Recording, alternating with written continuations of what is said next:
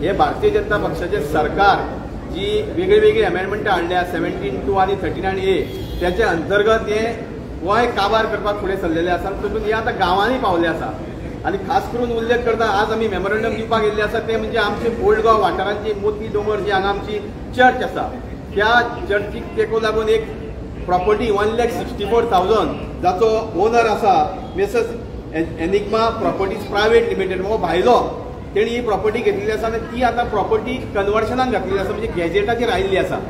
आता गॅजेटाचेर येतकूच ताका जो 30 दिसाचो टायम आसता फक्त सजेशन दिवपाचें।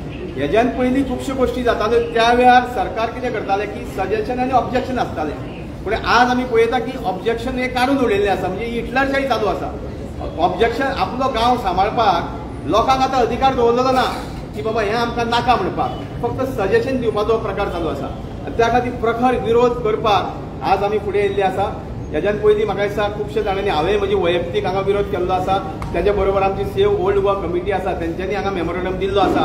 आमची सायनींग कॅम्पेनींग बऱ्यापैकी चालू आसा। आज आमी जवळ जवळ 300-350 सायनीचे मेमोरंडम सबमीट करपाचे आसा जे आमी खुबशे जाणांनी हांगा सायनी मारलेले आसा।